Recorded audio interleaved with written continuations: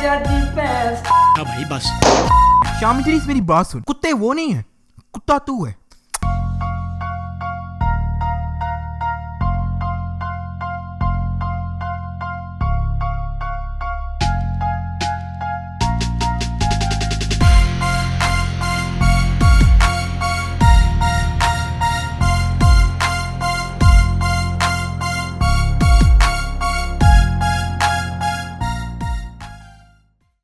Social media में 21वीं सदी के इस जिद्दत पसंद दौर में जहां बड़ी-बड़ी तब्दीलियां रोनुमा हुई हैं, इन्हीं तब्दीलियों में ज़ेर असर आने वाले आजकल के व्लॉग्स भी हैं। इस तब्दीली पर हमारी मुलाकात चंद व्लॉगर्स से हुई और उनकी शख्सियत को इस तब्दीली के हवाले से जांचने की कोशिश की, जिसमें से एक बड़ा नाम अली ज़र का है। मेरी पर्सनालिटी के दो पोल्स हैं।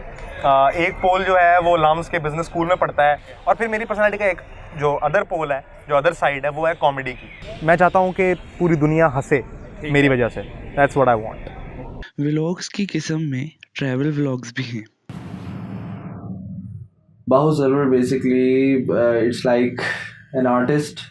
एक आर्टिस्ट है जो कि व्लॉगिंग भी करता है, हल्का फुल्का यूट्यूबिंग भी करता है, और उसके साथ जो है DJ, music production. At the end of the day जो फाइनलाइज मैं अपने आप को देता हूँ क्रेडिट, वो ये है कि एक ह्यूमन बीइंग है, जस्ट नॉर्मल ह्यूमन बीइंग। ऐसे व्लॉगर्स से भी मिले जो कि नया सफ़र शुरू कर रहे हैं, जिनमें से एक आमिर खान मीडिया हैं।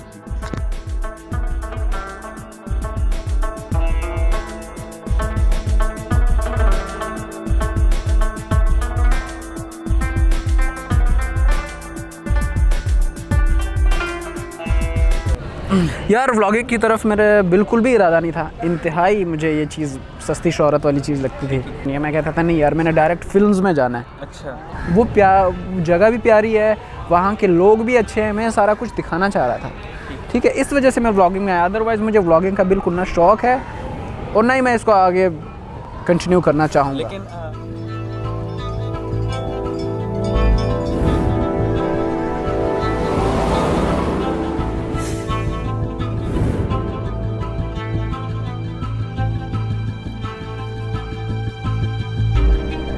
व्लॉग्स जो कि कल हंसाने, खूबसूरती दिखाने और नित नई इजादात की मालूमात फराहम करते थे, अब महज एक दूसरे की टांग खींचने और अजब हरकतों का मजमुआ बन चुके हैं।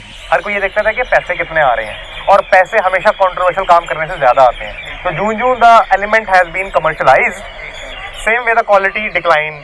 जो है तेरी बहन नूं तेरी मां बेबे नस गया कि भैन नस गया किसी कुत्ते दे नाल। इन सारे मफरूदात को मद्देनज़र रखते हुए एक बात सामने आती है कि जब देखने वाली आँख के पीछे सोच का मयार बुलंद होगा, तभी दिखाने वाले का मवाद मयारी होगा।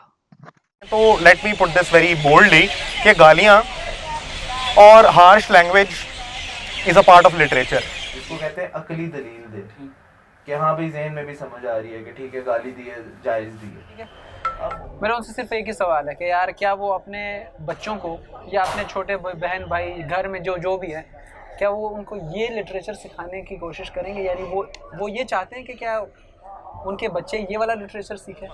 और इंसान का पार्ट है गालियाँ, तो इसलिए लिटरेचर तो सिर्फ गालियों को आप आइसोलेट करके क्रिटिसाइज नहीं कर सकते, लेकिन जो क्रिंजी स्टफ बन रहा है, जो यानी कि जिस तरह का ह्यूमर क्रिएट हो रहा है, उससे ये पता चलता है कि ये ह्यूमर एक बहुत ही जो है ना मैथ्स की तरफ जा रहा है, और वो वाला मैथ्स जिसके पास कोई नॉलेज नहीं है, जिसको पता नहीं क्या ठीक है क्या नहीं ठीक, नतीजे में बहुत सारी ज़रूरी और अहम चीज़ें नॉर्मलाइज होती जा रही हैं। और समझ रहे हो ना सिचुएशन को?